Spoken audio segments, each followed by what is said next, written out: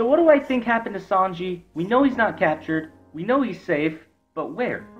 So what I think happened is that, well, in this chapter, we saw that flashback of him kicking Big Mom's and his allies, the ship's ass, and he was able to, like, you know, use Diablo Chambol, and just like all the cannonballs were coming right back at Big Mom's ship. And it was funny because Capone was there, so you know Capone ended up being one of Big Mom's bitch, just like how X Drake and U-Roge become Kaido's bitch. So I think that most of these Worst Generation guys, you know, aren't as good as they think they are without the Straw Hats. But I think Sanji is tough enough to take on most of these Worst Generation guys, except for someone like X Drake and Kid and even Law. But yeah, he's up there though. I'd say he'd be ranked upon the Worst Generation level. Like, he's that good.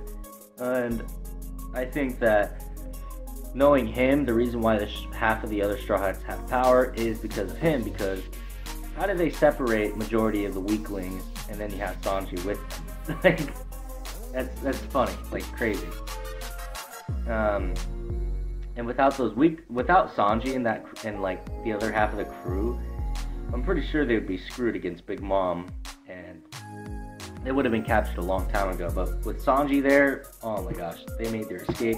And isn't it weird? Isn't it just me, or is Kinemon and Kanjuro really suspicious because the Wano Kingdom was mentioned in the destruction of the Meekman tribe, and they brought in, I think it was Jack. I'm not quite sure. I wonder if the Wano Kingdom is owned by, like, it's one of Kaido's territories, which I think it is, and I think that Kaido hired him. It'd be weird, but what if Kinemon and Kanjuro are one of Kaido's subordinates, and like they're weakling subordinates? And so I think Jack came in with his big ass as a mammoth and just started demolishing everything. Like, geez, like, we just saw that his devil fruit was ancient zone mammoth devil fruit. So I think that's his devil fruit power. And I can't wait until this battle goes on. I'd be so excited to see Big Mom versus Kaido. I could see this happening between the Throne Wars and the Worst Generation versus each other. I feel like the Worst Generation are gonna come out somehow on top. Like, they're gonna somehow cause this destruction to happen. But I think that Shanks is gonna win this Throne War. He's just gonna be the top of the Throne War. And these big tribes, knowing Sanji, that Raizo was captured and Sanji had to go get her. Somebody come get her, she's dancing like a stripper. So I think Raizo is I almost said Raizo is a stripper. Oh my gosh, no, Raizo is a girl ninja. So it just sounds girly, and judging by how things are going, and I don't know. I think Sanji tried to, you know, save her.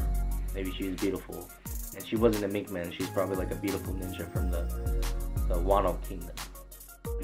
But what I really think is that Sanji, you know, he got he went with Cyberpole Zero. So what if Sanji is secretly a member of Cyberpole Zero?